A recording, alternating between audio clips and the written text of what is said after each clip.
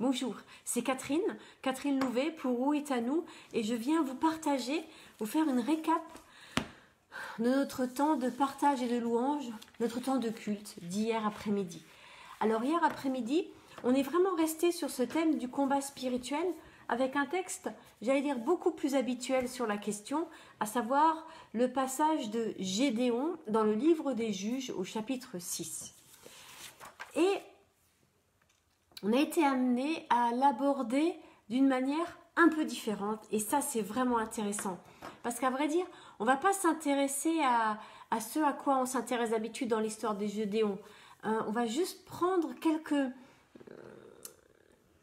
mots qui apparaissent par-ci par-là et on se dit mais pourquoi c'est écrit comme ça? Je vais vous donner un exemple. Dans le chapitre 6, c'est l'appel de Gédéon, vous êtes d'accord? Donc on sait tous que l'ange de l'Éternel vient vers Gédéon, lui dit vaillant héros, etc. Et puis Gédéon répond, mais je suis le plus petit de ma famille est la plus petite tribu, etc. Il y a une toute petite phrase avant qui nous a interpellés et on s'est dit, mais pourquoi ils ont mis cette phrase-là? Vous voyez, c'était tellement bizarre. Alors je vous lis la phrase en question.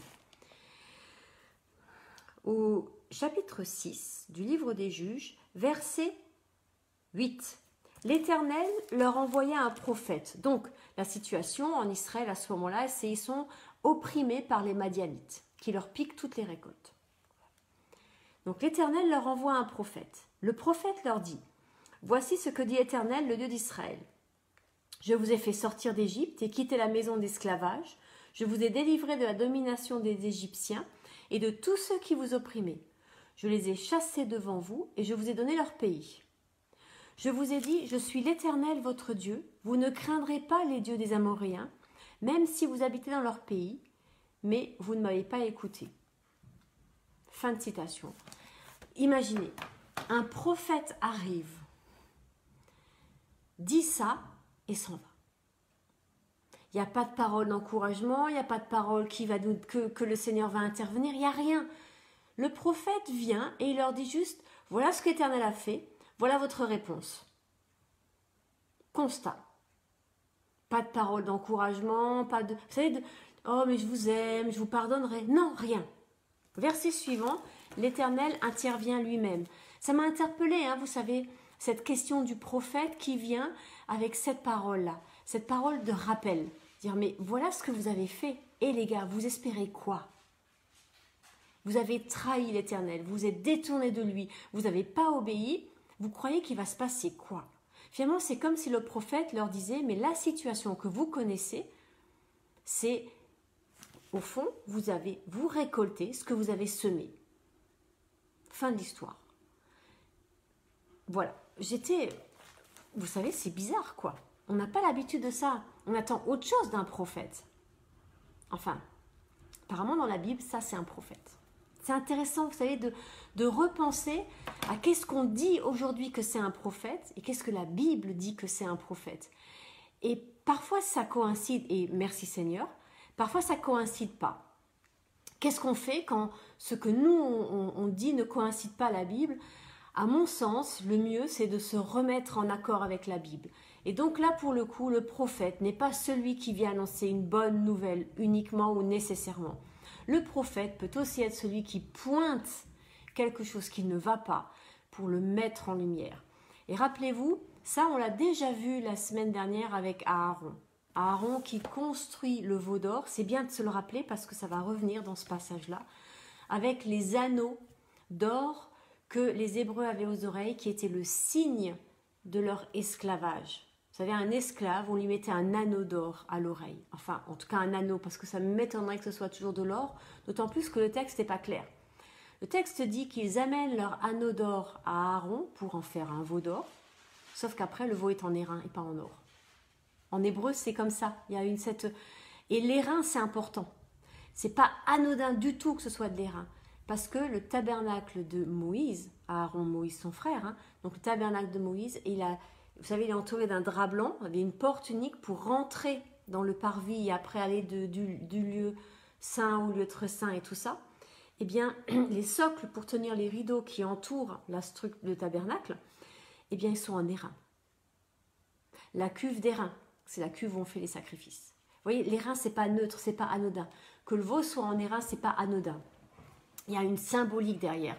Et on va tout le temps revenir jusqu'au mois d'avril, début avril pour Pâques, sur cette question du combat spirituel et qu'est-ce qu'on combat et comment on le combat. Et là, on est en plein dans le combat spirituel. Mais vous allez voir, pas de la manière dont on en parle depuis quelques décennies dans l'Église. La Bible parle du combat spirituel autrement. Et c'est ce autrement que le Seigneur nous a mis à cœur de partager. Donc, le prophète vient et fait cette déclaration-là, sans rien derrière. Mais cette déclaration, qui a plus l'air d'une condamnation, en fait, va permettre le verset 11, puis, donc c'est vraiment lié, puis l'ange de l'Éternel vint et s'assit sous le térébinthe d'Ophra. Alors, qu'est-ce que c'est que ce térébinthe? Le térébinthe, on peut aussi le traduire par un chêne. Et vous allez voir où là c'est intéressant. Ça connecte directement avec ce que je viens de dire. La première mention d'un térébinthe, d'un chêne, ça va être dans Genèse 35 au verset 4, concernant Jacob. Et le texte dit, au verset 4, « Ils donnèrent à Jacob tous leurs dieux étrangers et les anneaux qu'ils portaient aux oreilles. » Jacob les enfouit sous un térébinthe près de Sichem. Vous voyez?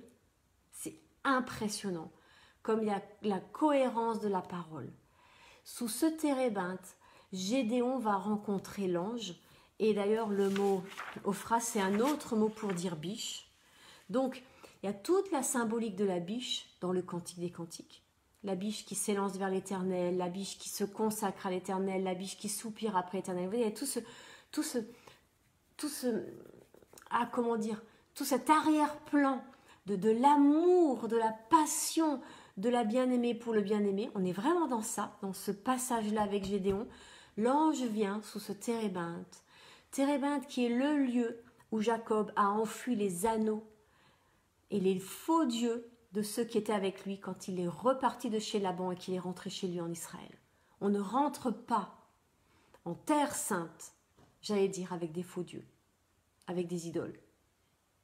On s'en débarrasse à la frontière. De la même manière qu'on ne rentre pas dans le temple sans passer par la cuve d'airain et le sacrifice de purification. Rappelons-nous toujours que le sacrifice, c'est un espace donné pour recréer du lien entre Dieu et moi. Voyez? Jésus est celui en qui je peux dire Dieu mon Père. Jésus est celui par qui le voile est déchiré. C'est pour ça que Jésus meurt à la cuve d'airain, mais pour nous conduire jusqu'à l'autel des parfums et jusque devant l'arche de l'alliance pour faire cette alliance. Donc, je me dépouille. Et c'est là où ça reconnecte avec Aaron. Aaron a dit au peuple, enlevez vos anneaux. C'est moi qui m'enlève les anneaux. De la même manière que l'Éternel a dit à Moïse, ôte tes sandales. Et en hébreu, le mot ôter les sandales veut dire ôte tes chaînes. Vous voyez, chaque fois, c'est la même idée qui revient. L'idolâtrie fait de nous des esclaves. Nous sommes esclaves de ça, de ces idoles, quoi que ce soit l'argent, le sexe, la drogue, le pouvoir. Et dans l'Église, on a les mêmes problèmes qu'ailleurs. La pornographie, etc. etc. Parce qu'aujourd'hui, on n'a plus des Baals, mais rappelez-vous, dans la Bible, le mot Baal veut dire maître. Qu'est-ce qui est le maître de ma vie? Qu'est-ce qui est au contrôle, au pouvoir de ma vie? Voyez? Et est-ce que... qu'est-ce que ça me fait? Vous voyez, est-ce que je me sens bien ou je sais pas. Vous voyez, la liberté. C'est la question de la liberté qui va être déterminante pour savoir si je suis esclave ou pas. Est-ce que je peux faire ce que je veux ou est-ce que quelque chose est en contrôle? Jésus contrôle pas ma vie. Jésus conduit ma vie. Yeshua ouvre le chemin. Il marche devant moi et je peux suivre ou pas. Suivre, c'est être en sécurité. Ne pas suivre, m'égarer, me perdre, c'est me perdre. Vous voyez? Mais je ne suis pas obligée. Et puis, c'est comme ce rapport entre le berger et la brebis. J'avais posté il y a quelque temps, vous irez voir sur ma page Facebook si vous avez envie, des gens qui sont devant un pré, et alors il y a un pré, et avec des brebis. Et ils appellent, plusieurs personnes font l'essai d'appeler les brebis. Alors ils sifflent, différents, voilà. Il ne se passe vraiment rien. Le berger arrive, il appelle, je sais pas quoi, il fait un son, un truc à lui. Les brebis lèvent la tête et elles vont vers le berger. La différence entre les Baals, les maîtres et Yeshua, c'est la relation. Et c'est là où c'est pas anodin que Gédéon rencontre l'ange de l'Éternel et l'Éternel, parce que pendant tout ce passage, il va y avoir une fois l'ange de l'Éternel, une fois l'Éternel. Comme quoi, c'est vraiment l'Éternel qui vient se présenter à Gédéon au lieu qui s'appelle le chêne, le térébinthe de la biche, de l'intimité, de l'amour, avec quelque chose de fragile aussi, de léger, qui a besoin d'être apprivoisé. Une relation avec Dieu qui a besoin d'être apprivoisée. Et l'histoire de Gédéon et de la toison parle de cet apprivoisement finalement. Voilà. J'ai fait quelques petites recherches sur les noms. Je me suis dit, tiens, c'est intéressant les noms. On va voir un peu ce que ça dit. Gédéon, en hébreu, ça veut dire couper, abattre. Et c'est effectivement lui qui va couper et qui va abattre la statue du Baal qu'ils ont chez eux, parce que c'est vraiment en style, en plein milieu du visage. Et puis, ils vont aussi... et il va aussi couper, dans le sens de couper avec les divinités. Et c'est très étrange, non, enfin c'est très beau quelque part, parce que ce que Gédéon fait, il le fait de nuit, parce que c'est quand même en plein jour, c'est risqué simplement. Donc voilà, c'est pas toujours évident ou facile. Hein. Rappelez-vous, Nicodème vient aussi voir Jésus Yeshua la nuit, parce que c'est pas évident. Et Gédéon, le père de Gédéon, c'est le père de Gédéon qui va faire cet acte d'emboîter le pas à son fils finalement. Et ça c'est très intéressant de voir que Gédéon quelque part, il est comme le déclencheur de quelque chose qui était comme attendu. Vous voyez, c'est comme si on attendait que le premier fasse quelque chose. On attendait un premier, voilà. On attendait quelqu'un qui fasse quelque chose pour emboîter le pas. Et Gédéon va être celui qui pose un acte et derrière lequel d'autres vont pouvoir emboîter un pas. Intéressant l'offrande de Gédéon aussi, parce qu'elle rappelle un peu celle d'Élie au Carmel. Vous voyez, Gédéon, il prend un... Alors, comment c'est dit? C'est un chevreau. Voilà, c'est ça. Attendez, je vérifie juste rapidement, parce que il me semble que c'est ça, si je le trouve. Hein. Voilà, là, c'est là. Un chevreau. Et il fait des pains sans levain. Vous voyez, les pains sans levain, ça ramène encore une fois au désert, à Moïse, à l'Arche d'Alliance, au Shabbat, au fait d'être en repos. Très intéressant, on est à un moment de guerre, de persécution, il offre des pains comme pour signifier quelque chose qui relève du repos, d'autant plus que le lieu du sacrifice, il va l'appeler l'Éternel, ma paix. Voilà, on est en plein combat spirituel, et Gédéon proclame la paix. C'est incroyable. Je trouve ça magnifique. Là, au cœur du combat, au cœur de ce que nous vivons, les uns et les autres, le chômage, le couvre-feu, la difficulté d'avoir un travail, de le perdre, vous voyez tout ça, disons la paix. Disons la paix de la présence de Yeshua. Disons la paix de la biche qui s'élance vers l'Éternel et qui se confie en l'Éternel. Vivons et disons et vivons de cette paix. Gédéon pose ça. Et ce qui est intéressant, c'est il met la viande dans un panier, le jus dans un pot, il les apporte sur le térébinthe, les présente, et c'est l'ange qui dit prends la viande et les pains sans levain, posez sur le rocher et verse le jus par-dessus et tout s'enflamme. Par le bâton. C'est que des allusions à Moïse pour la question du bâton. Et le fait que le sacrifice s'enflamme, ça ramène à Élie, qui est un combat spirituel entre l'autel au vrai Dieu et tous les Baals, tous les faux dieux avec Jézabel. Jézabel qui est souvent considérée comme... Alors, à l'époque, dans l'histoire, hein, c'est la femme du roi Akab qui amène ses divinités étrangères en Israël et qui fait se détourner Israël de l'Éternel. Et ils se mettent à servir les faux dieux et les pratiques qui vont avec, etc.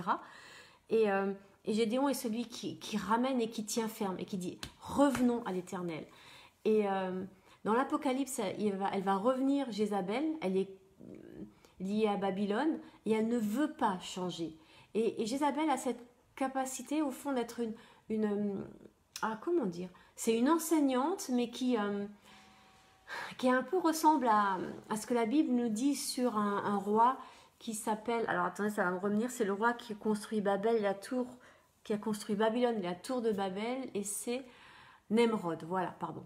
Donc voilà, elle ressemble un peu à Nemrod, et son enseignement est un peu séduisant. Et puis, il n'est pas tout à fait faux, hein.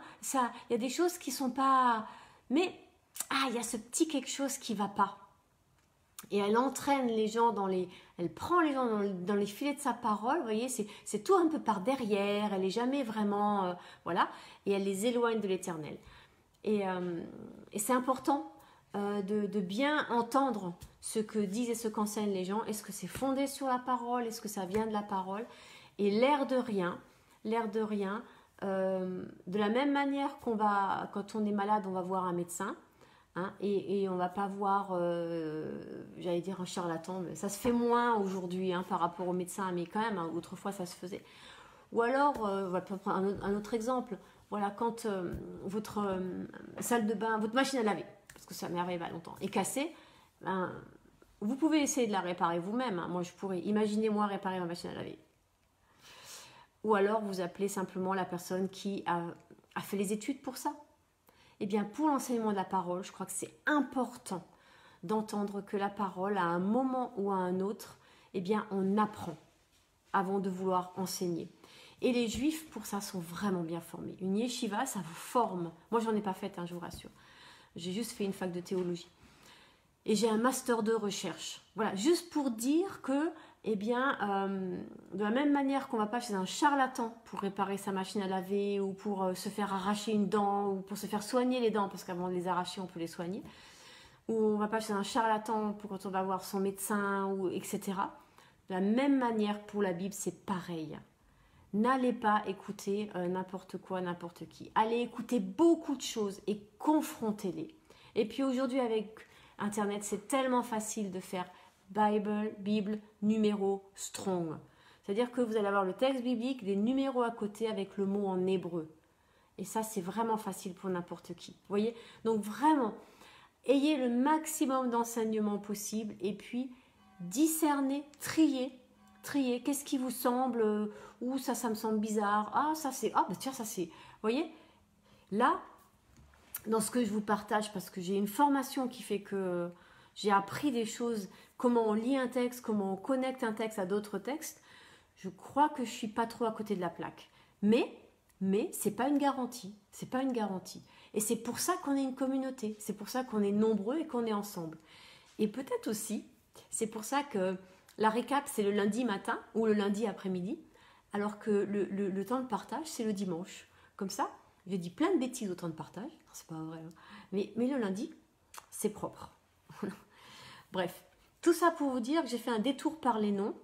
Donc Gédéon, dans son nom, il porte déjà cette idée de couper. Et en hébreu, c'est important. Hein, le fait de couper, c'est se séparer. Et là, il se sépare des faux dieux. Il se sépare des idoles.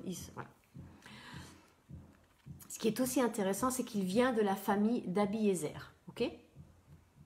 Alors on dit Abiézer, mais on ne sait pas ce que ça veut dire. Abi, ça veut dire mon père. Ézer, Ezra, c'est le secours. Et là, c'est comme un clin d'œil, comme une réponse à ce que le prophète a amorcé. Le prophète fait l'état des lieux, il s'en va. L'ange intervient pour dire à Gédéon, lève-toi vaillant héros. Et puis dans le nom de la famille de Gédéon, mon père est secours, il y a comme ce rappel que l'Éternel est mon père et l'Éternel vient à notre secours, vient à mon secours. Et c'est effectivement ce qui se passe dans l'histoire. Donc l'Éternel vient les secourir. Juste un petit point sur les 300 qui vont boire l'eau comme ça, sans s'agenouiller et sans laper, mais ils vont laper dans leurs mains, donc sans boire l'eau de la rivière comme ça.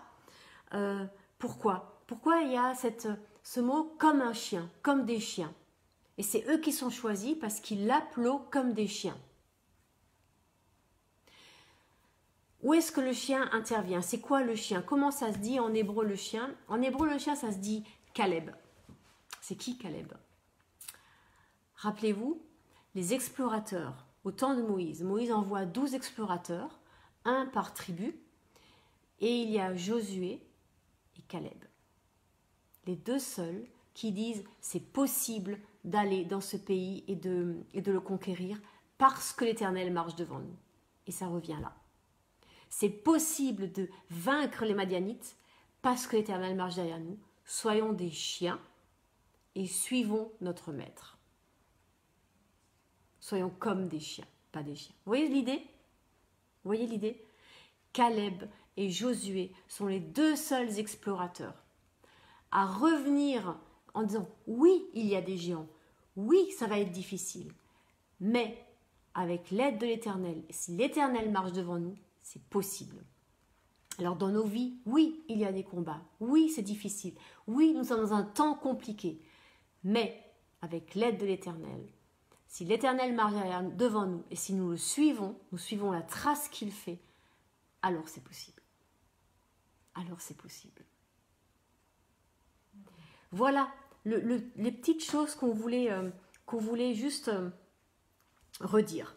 Ensuite, le sacrifice, c'est un holocauste. Tout est brûlé. Donc, c'est-à-dire que tout revient à l'Éternel et que là, Gédéon se positionne en serviteur.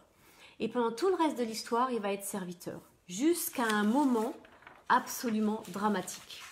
Et on va venir juste à ce moment-là, c'est au chapitre 8. C'est tout à la fin. Gédéon ajoute, donc, alors, les Israélites, au verset 22, dirent à Gédéon, domine sur nous, toi, puis ton fils, tes descendants, car tu nous as délivrés de l'oppression de Madian, etc. Gédéon leur dit, je ne dominerai pas sur vous et mes descendants non plus, c'est l'Éternel qui dominera sur vous. Et là, on dit, chapeau bas, Gédéon, bravo. Oui, oui. Mais, c'est pas fini. Gédéon ajouta, j'ai une demande à vous faire, donnez-moi chacun les anneaux de votre butin. Encore ces fameux anneaux. Qu'est-ce qu'il va en faire? Rappelez-vous, les anneaux, c'est le signe de l'esclave. Pourquoi est-ce que Gédéon veut ces anneaux? Les ennemis avaient des anneaux d'or, car c'étaient des Ismaélites. Ils répondirent, nous te les donnerons volontiers. Ils étendent un manteau par terre, chacun jette les anneaux, et ça fait 20 kilos d'or. Et puis ils rajoutent les ornements, d'autres choses encore, les boucles d'oreilles, les vêtements, etc. Gédéon prend ces anneaux et il fait un éphod. Alors vous allez me dire, qu'est-ce que c'est qu'un éphod? Eh bien l'éphod, c'est dans le costume du grand prêtre, cette espèce de bouclier, de tablier que le grand prêtre portait, qui était en or avec les pierres, 12 pierres, une pour chaque tribu de couleurs différentes. Et l'éphod, c'était le moyen que Dieu avait pour répondre au peuple quand le peuple l'interrogeait sur une question. Vous voyez, c'était l'idée de dire le grand prêtre portait le peuple devant l'Éternel. Les anneaux, Aaron en fait un veau d'or. Les anneaux, Gédéon en fait un éphod. Est-ce que l'éphod va... Quoi de l'éphod? Que se passe-t-il? Eh bien, je vais vous le dire. Il fait un éphod, il le place dans sa ville, il devient un objet de prostitution de tout Israël et il fut un piège pour Gédéon et pour sa famille. La prostitution dans la Bible ne concerne pas simplement le fait de tromper son mari ou pour une femme d'avoir plusieurs hommes et de se faire payer, etc. La prostitution dans la Bible est premièrement le fait d'abandonner l'Éternel et de faire des cultes à d'autres dieux. Donc voilà, là, l'éphod est devenu un piège pour Gédéon, sa famille, et a détourné Israël du vrai Dieu, de l'Éternel. Pourquoi? Parce que ce n'est pas l'éphod, c'est l'arche de l'Alliance. Le lieu où l'Éternel se révèle, le lieu où l'Éternel réside, c'est l'arche de l'Alliance. C'est un coffre, presque vide. Dans le coffre, il y a l'étape de la loi, la manne. D'ailleurs, Gédéon a fait des pains sans levain qui rappellent la manne. Le fait que la parole de Dieu est une nourriture. L'éphod se situe du côté magique. Vous savez, l'éphod, il s'allumait, on avait l'oumim et le toumim on jetait les sorts. Israël, ne croyons pas qu'Israël a été une religion pur. Israël a dû se débarrasser au fur et à mesure de son histoire de plein de choses ramenées d'Égypte, de Babylone, de Canaan, etc., etc., etc. Les Hébreux ont dû vivre ce dépouillement, cette purification. Et j'en parlais il n'y a pas très longtemps à propos de la reine Esther, qui pendant 6 mois prenait des bains avec de l'huile de myrrhe. Et la myrrhe, ça a été utilisé pour embaumer Jésus. Les mages lui ont offert de l'or, de l'encens, de la myrrhe, comme à un mourant, de mourir à tous ces faux dieux. L'histoire de Gédéon nous parle, nous rappelle, nous redit que le combat spirituel, c'est débarrasse-toi de tes idoles. Avec Aaron, il était question du fait d'être esclave et de l'idolâtrie qui était comme rentrée jusqu'en nous. Avec Josué, il y a une petite nuance, on doit se débarrasser de l'idolâtrie qui est comme environnante. Vous voyez? Et dans les deux cas, c'est un combat. Parce que ça veut dire, dans les deux cas, se déplacer, se positionner autrement. Et c'est bien comme ça, toute l'histoire du combat, que je n'ai pas lu là tout de suite avec vous, mais la façon dont Dieu dit, ben voilà, avec 300, vous combattrez de telle et telle manière, extrêmement intéressant, cette histoire de combat. Ils mettent des flambeaux, pas des bougies, des flambeaux, comme à la sortie de Shabbat, c'est un flambeau, dans des cruches, et qu'ils brisent les cruches pour que la lumière jaillisse. Exactement ce que dira Yeshua, on ne prend pas une lampe pour la mettre sous un boisseau, mais pour qu'elle éclaire toute la pièce. Donc on est vraiment dans ce jeu ténèbres et lumière. Mais où sont tes ténèbres? Quelles sont tes ténèbres? Quelles sont les ténèbres qui t'environnent? Puisque quand Gédéon fait ça, il attaque de nuit. Vous voyez toute cette idée? C'est à la fois mes ténèbres intérieures, les ténèbres qui m'environnent, et dans les deux cas, le flambeau est à l'intérieur. Il allume, à la fois il consume et il illumine mes ténèbres intérieures. Pourquoi? Pour que la lumière jaillisse aussi dehors. Gédéon s'est planté à la fin. Voilà, Gédéon s'est planté à la fin. Et on n'est pas à l'abri. Et je crois qu'un des messages du livre de Gédéon, c'est oui, Dieu appelle le plus petit, comme David. D'ailleurs, alors je ne vous l'ai pas dit, mais je peux vous le rajouter là, vite fait. Attendez, c'est là sur la première page. Oui, voilà. Il vient s'asseoir sur le térébinthe dans la vallée d'Ophra, la biche. Et c'est la vallée où David a tué Goliath. Voilà, juste pour connecter l'idée que c'est un combat, que Gédéon est le plus petit, on retrouve les mêmes choses par rapport à David. Vous voyez tout ça? Mais Gédéon, il s'est planté à la fin. Il s'est trompé. C'était pas l'éphod. Là où David ne s'est pas trompé. David, lui, il a ramené l'arche. Voilà. Vous voyez la différence? Vous voyez et c'est là, ça c'est aussi un peu l'esprit d'Isabelle. C'est l'éphod. A priori, à première vue, c'est super l'éphod. Mais non, c'est pas l'éphod, c'est l'arche de l'alliance. Et c'est là où il faut connaître la parole, c'est là où il faut avoir étudié. Vous voyez, c'est là où il faut... Non, pas l'éphod, mais mon Dieu, Seigneur, pourquoi l'éphod? L'éphod, il y a un truc qui va pas dans l'éphod. C'est l'arche. Le but, c'est d'arriver à l'arche. L'éphod, c'est de se rappeler, c'est d'avoir un cœur, c'est d'aimer chaque tribu, c'est de comprendre les différences, mais c'est pas l'éternel, l'éphod. La rencontre, le lieu du rendez-vous avec l'Éternel, c'est devant l'arche de l'alliance, pas l'éphod. Et veillons parce que ça pouvait être juste, ça sonnait juste bizarre style, une note qui est un demi-ton en dessous. C'est pas que c'est, mais c'est, vous voyez, ça dérange. Mais c'est pas une faute, machin, vous voyez. Mais l'éphod, non. L'arche, l'alliance, toujours revenir au Père. Tout doit toujours ramener au Père dans le nom de Yeshua par le Saint-Esprit. Vous voyez, ça c'est le chemin. Et Jésus, Yeshua a dit, il n'y a qu'un chemin pour aller au Père, un seul. C'est moi, c'est lui, c'est Yeshua. Enfin, quand je dis c'est moi, c'est parce que vous avez compris. C'est Yeshua. Il est le seul chemin, il n'y en a pas d'autre. Alors si on vous propose de passer par d'autres chemins, non. C'est non, un non catégorique, ferme et définitif. Il n'y a pas d'autre chemin que le nom et que le sang de Jésus de Jésus Yeshua. Moi, je dis Jésus Yeshua pour que les Juifs entendent dans leur langue et que les chrétiens entendent dans leur langue. Mais c'est la même personne, c'est le même amour, c'est le même sacrifice. Oui? Voilà pour le partage qu'on a eu hier sur Gédéon. Que le Seigneur vous bénisse et on se retrouve tout bientôt. Bye bye. C'était Catherine Louvet pour Huitanu. Bisous, ciao.